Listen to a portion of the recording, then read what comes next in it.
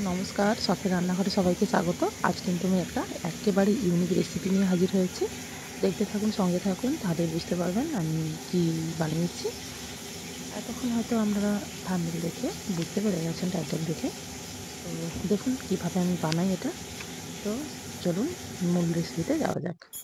দেখুন আমি এই থোড়টাকে কেটে নিয়েছি একেবারে পাতলা পাতলা করে। এটা ছিল খুব নরম একদম।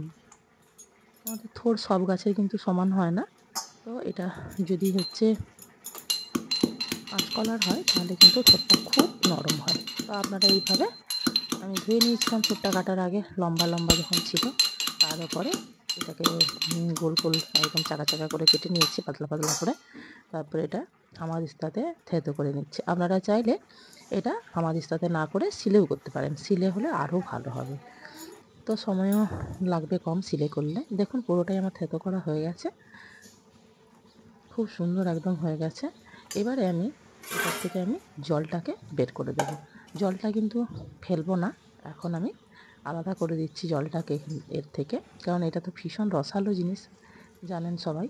তো জল জিনিস, তো এটা আমাকে আগে থেকে এটা রসটা না বের করে রাখলে তাহলে কিন্তু এর যে মাপ সেটা কিন্তু বুঝতে পারবো না।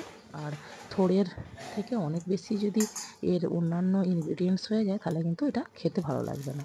তার জন্যই জলটাকে বের করে দেওয়া। প্রথমে আমি দিয়ে দিচ্ছি 3 চামচ মতন এখানে বেসন, আর 3 চামচ দিয়ে দেবো এখানে চালের গুঁড়ো। বেসন আর চালের গুঁড়োটা সমপরিমাণ রাখলে বেশ ভালো হয়। আর চালের গুঁড়োটা যদি পারেন 1 চামচ বেশিও দিতে পারেন, অসুবিধে তাতে কিছু নেই, মুচমুচে ভাবটা বেশি হবে।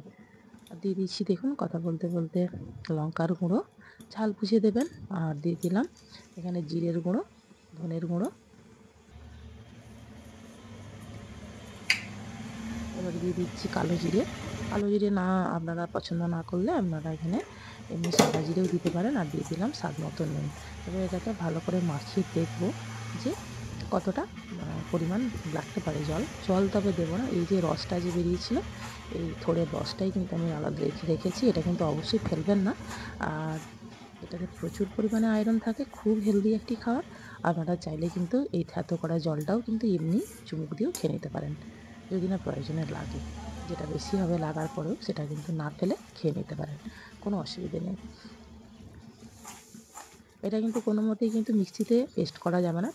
মিক্সিতে যদি পেস্ট করেন এটার কিন্তু কোনো টেস্ট, একটু মুচমুচে ভাব সেটা কিন্তু পাবেন না। ভালো করে দেখুন দুবার একটু জল দিয়ে ভালো করে একটা ডো বানিয়ে নিলাম। এবারে যে যার মতো করে শেপ দেবেন। আমি কিন্তু কড়াই বসিয়ে দিয়েছি, তেল গরম করতে দিয়ে দিয়েছি রিফাইন তেল। এটাকে আমি গোল করে কিছু চ্যাপটা করে নিচ্ছি, যে যেভাবে খুশি করে নিতে পারেন। এটা তো আপনারা চাইলে, আমি নিরামিষ বানিয়েছি, আপনারা আমিষ যেদিন করবেন সেদিন পেঁয়াজ কুচি দিতে পারেন। তবে আদা বা রসুন অন্য কিছু দেওয়ার কোনো প্রয়োজন নেই, এতেই খুব সুন্দর হয়। এটি একটি হেলদি ব্রেকফাস্টও করতে পারেন, বা আপনারা এটা কিন্তু ভাতের সঙ্গে খেতে পারেন, বা স্ন্যাক্স হিসাবেও খেতে পারেন, যেটা খুশি। কারণ যেহেতু এটা থোড়ের জিনিস, আমি ওই জন্যই বললাম যে আপনি যে কোনোর সঙ্গেই কিন্তু খেতে পারেন, কোনো অসুবিধা নেই। তো দেখুন এখানে আমি লাল করে এবারে ভেজে নেব ভালো করে। এটা অ্যাকচুয়ালি স্ন্যাক্স আইটেম, আমরা কিন্তু আজকে গরম গরম ভাতের সঙ্গে খাবো, যার জন্য এই বড়াটা আমি বানিয়েছি। বড়াটা কিন্তু একেবারেই কিন্তু লো গ্যাসে ভাজতে হবে, একেবারেই কিন্তু হাই ফ্লেমে কিন্তু ভাজা যাবে না, তাহলে কিন্তু ভেতরটা ঠিকঠাক হবে না। দেখুন কত সুন্দর লালচে করে ভেজে নিয়েছি। আপনারা চাইলে এখানে তিলের কোটিং করতে পারেন, আমি এখানে তিল কিচ্ছু দিলাম না। পেঁয়াজ অন্যদিন বানালে পেঁয়াজ অবশ্যই দিয়ে বানাবেন, আরও টেস্টি হবে। আমি যেহেতু নিরামিষ বানিয়েছি, এইভাবেও যে থোড় অনেকেই তো পছন্দ করেন না, এইভাবেও কিন্তু বাচ্চাদেরকে থোড় কিন্তু খাওয়াতে পারেন। কত বলবেন তেল, কিন্তু বেশি তেল একেবারেই টানে না। দেখতেই পাচ্ছেন আমি কড়াই কতটা তেল দিয়েছি, আর দু ব্যাচে এগুলো ভেজে নেব, তারপরেও দেখুন কতটা তেল থাকবে। তো একেবারেই কিন্তু অয়েলি নয়, একেবারেই কিন্তু এই তেল টানে না, একেবারেই কিন্তু হেলদি একটি খাবার। আপনারা অবশ্যই এইভাবে বানিয়ে খাবেন, আশা করছি ভালো লাগবে। আর আমার ভিডিওটা যদি ভালো লেগে থাকে অবশ্যই আমাকে লাইক, কমেন্ট, শেয়ার করবেন, পাশে থাকবেন।